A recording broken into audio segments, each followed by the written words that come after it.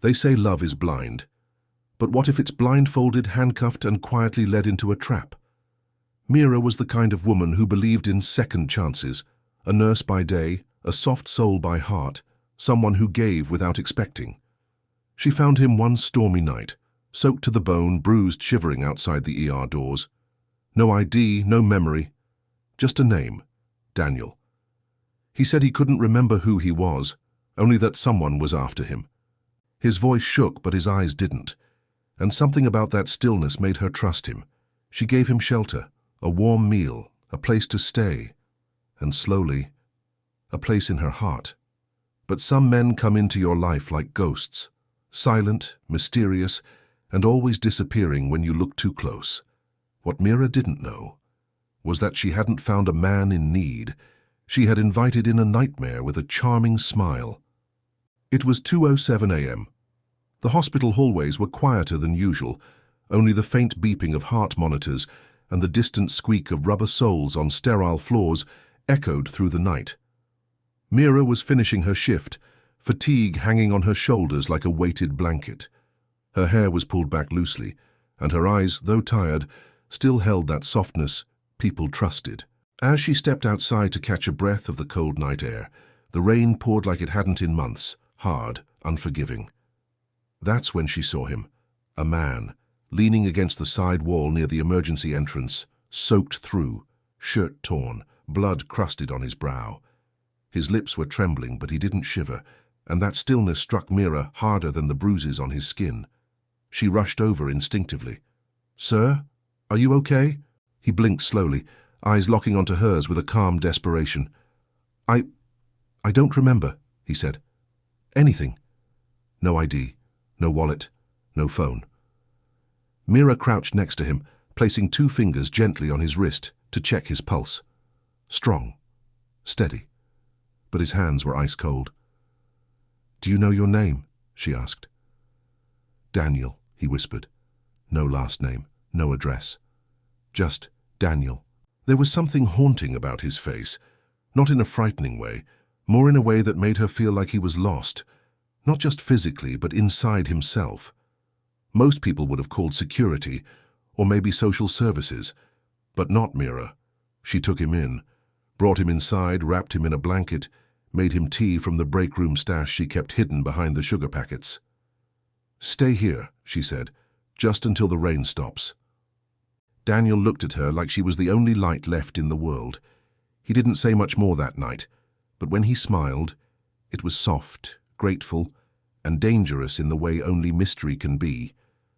Mira didn't know it yet, but this wasn't the first night Daniel had stood outside a hospital.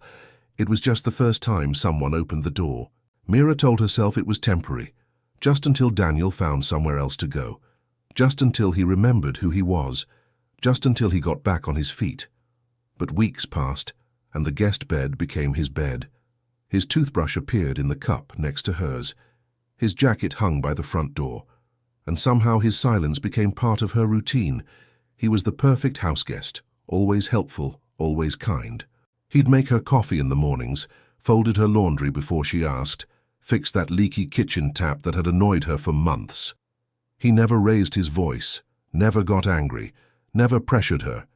If anything, he made her feel safe, safer than she had in years. But there were things, little things, that didn't sit quite right. He never used a phone, not a call, not a text, not even to order food. He didn't have social media, couldn't remember an email, didn't even like being in photos. She tried taking one once, and on their second breakfast together, a blurry shot of him smiling with syrup on his chin. He made her delete it. He smiled, but his eyes didn't. "No cameras," he said. "Just bad memories." Mira laughed it off. Everyone had baggage, right? She told herself not to pry. He was healing, and she was just happy. Happier than she'd been in a long time. They fell into rhythm. Late-night walks, inside jokes, cooking Sunday breakfast together while jazz played low on the radio. He started calling her Sunbeam. And when he held her, she felt weightless. Like the world had finally given her something soft in return for everything it had taken. But the silence, it was always there. not just in the way he avoided questions, but in the way he paused before answering, like he had to choose a version of himself to wear. One night, as they lay on the couch, he asked, "If I disappeared tomorrow, would you look for me?" She laughed. "Of course, that's a strange question." He kissed her forehead. "Just curious." Sometimes love makes you ignore what logic whispers, and Mira was tired of listening to logic. She saw the red flags. She just painted them white and called it romance. Because when someone makes the loneliness go quiet, you hold on, even if the silence is hiding something far more dangerous. So it started small. A bill from a hardware store Mira had never visited. A delivery addressed to her, but containing a soldering kit and industrial gloves. Strange items, things she hadn't ordered, things she didn't even recognize. She asked Daniel. He shrugged, kissed her on the cheek and said, "Oh, that must be a system glitch. I've seen it before. I'll call them." But he didn't, and when she asked again, the box was gone. A week later, a letter arrived. Credit card approval, with her name, her address, but a job title she never used and a phone number she didn't recognize. She blinked at it for minutes. "Daniel, did you sign me up for something?" He glanced at it, then laughed it off. "Silly spam, Mira. You'd be surprised how much data these companies scrape off the internet." She nodded, but the chill stayed. Then came the basement. The power had started tripping more often, and every time it did, Daniel was the first to rush downstairs. He never let her follow. "I've got it," he'd say. "Wires are messy, dangerous stuff." One evening she tried anyway, just to hand him a flashlight. The door was locked, not jammed, not stuck, locked. When he came back up, she smiled nervously and asked, "Why do we keep the basement locked?" He paused just a second too long, then smiled. "Oh, force of habit. When I was a kid, I got locked in a basement once. Traumatized me. Now I keep them locked from the inside. Weird, huh?" She nodded, laughed lightly, but she never forgot that pause, because Mira believed people had scars. But sometimes, scars weren't signs of healing. Sometimes, they were seams hiding something underneath. It was a Thursday night, quiet, cold. Daniel had rushed out to grab groceries, forgetting his jacket, and for the first time in months, forgetting to lock the basement door. Mira didn't notice at first. She was folding laundry, humming along to the radio when the hallway light flickered. Then again, then out. She reached for the flashlight drawer. Empty. Something in her chest tightened. She padded barefoot toward the basement, slowly, almost unwillingly, each step on the wooden stairs echoing louder than it should. The door creaked open. A gust of cold air swept past her like a whisper. The smell hit her instantly. Bleach, not faint, not accidental. Overpowering, chemical, like something had been scrubbed 100 times too hard. She descended one careful step at a time, the old stairs groaning under her weight. Her phone's flashlight lit a narrow cone ahead, bouncing off metal plastic shadow. The space was wrong. This wasn't a storage basement. It was lived in. A desk in the corner. A toolbox open. Pliers, wires, zip ties, stacks of papers, shelves of labeled containers. She turned the light toward the wall, and her breath caught in her throat. Photos, dozens, maybe more, of her, sleeping, brushing her teeth, cooking, walking into work. In the shower, steam fogging the mirror, but her outline crystal clear. Her hand trembled as she stepped back. Near the desk sat a suitcase, half open. Inside, a burner phone. Foreign currency. A passport, with her photo, but not her name. Departure tomorrow, one way. She barely heard her own heartbeat now. Only the quiet buzz of electricity behind the walls, wires running where they shouldn't. And then, footsteps. Upstairs. Slow. Purposeful. The basement door creaked and clicked shut. She turned toward the steps, flashlight shaking in her hand. Then she heard his voice, calm and clear, muffled through the wood. "You weren't supposed to see that, Mira." Mira froze, her breath shallow, her mind screaming, but her feet wouldn't move. The passport sat in her hand, her picture staring back at her, but the name was wrong. Ella Granger, born in a country she'd never been to, set to depart at 6:15 a.m. tomorrow. A woman who didn't exist, at least not yet. She opened the suitcase further. A small vial of liquid wrapped in cloth, syringes, disposable gloves, more burner phones. Another passport. Not hers this time, but Daniel's, or whatever his name really was. This wasn't love. This wasn't safety. This was preparation. He hadn't built a life with her. He'd built an exit, a perfectly clean, untraceable one. And she was part of the plan. Then came his voice again, behind the door, behind the lock, behind the mask he had worn for months. "You weren't supposed to see that, Mira." His tone wasn't angry. It wasn't panicked. It was calm, calculated, like he had rehearsed this moment. She backed into the wall, chest heaving. "Daniel," she choked out. "What is this? What are you—" He sighed. "I didn't want it to be you," he said softly. "But that's the thing with kindness, it makes you easy to pick." She ran to the door and tried the handle, locked, pushed against it. Nothing. She was trapped. She thought about screaming, but the basement was soundproof.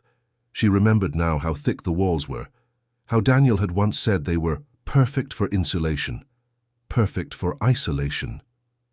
"Please," she whispered, "don't do this." Silence.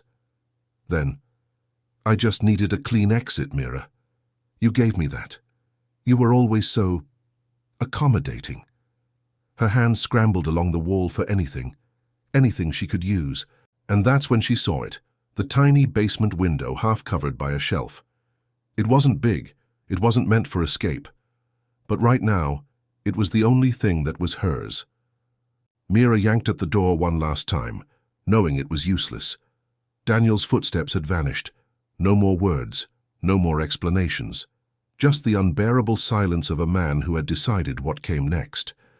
She turned to the window, the one partially hidden behind a dusty shelf of paint cans and rags. It was small, tight, barely wider than her shoulders, but it was hope. She shoved the shelf aside, its contents clattering to the ground. The noise felt deafening, like an alarm only she could hear. The window creaked open an inch, then two, just enough. She didn't think. She dove. Her elbows scraped concrete, her ribs jammed against the frame, her sweater tore, and then, with a scream muffled by dirt and rain, she landed. Outside, in the cold, in the dark, barefoot, bleeding, but alive. She ran. No direction. Just away. Every light in the neighborhood felt miles apart. Her legs screamed with every step.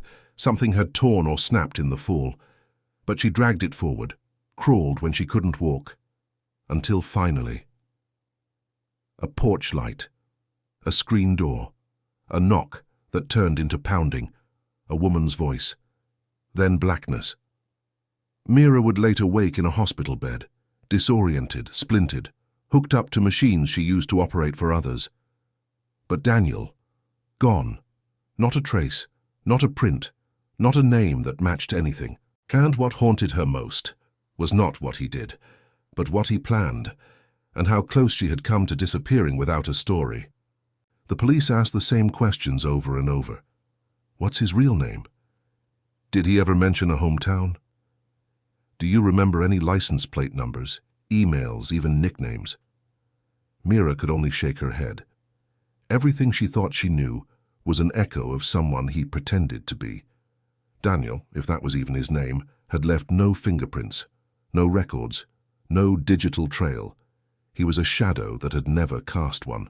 But something in her story, the tools, the passport, the precision, rang a bell with a seasoned detective from out of town. A week later, a case file landed on Mira's hospital tray. Then another, and another. 7 women, 7 cities, 7 nearly identical stories. A man with no past, a new identity, a sudden disappearance, and in some cases, a body never found. One woman in Oregon vanished the day after withdrawing her life savings. Another in Arizona was found unconscious near a burning shed, her ID replaced with forged documents. all of them kind, soft-spoken, living alone. All of them had invited him in. And now, all of them had become part of a case that spanned 4 states, 3 aliases, and 1 constant. Daniel, or whoever he was, had perfected the art of becoming who you needed. To Mira, he was the wounded stray. To someone else, he was a charming neighbor. To another, a grieving widower, always vulnerable, always calculated. The news called him the Mirror Man, a predator who became a reflection of what each woman longed for most. And though Mira had survived, she knew deep down he wasn't done. He would change his name, his face, his story, but he would knock on another door. And someone, somewhere, would open it. Mira doesn't talk much about Daniel now. When she does, it's not with anger, it's with quiet clarity, like someone who's looked death in the eye and walked away, limping but alive. She speaks at women's shelters sometimes, not to share her story, but to remind others to listen to the voices inside their chest, the ones that whisper when something feels almost right, but not quite. She tells them that kindness isn't a weakness, but it's not a shield either, and that sometimes the people who sweep you off your feet are just making it easier to carry you into the dark. The photos are gone, the basement repainted, the locks replaced, but Mira still checks the door twice every night, still flinches at unfamiliar faces in the rain, still wonders if somewhere out there he's watching someone else now, smiling, waiting, because love is powerful. But so is manipulation, and the difference isn't always visible until it's already too late.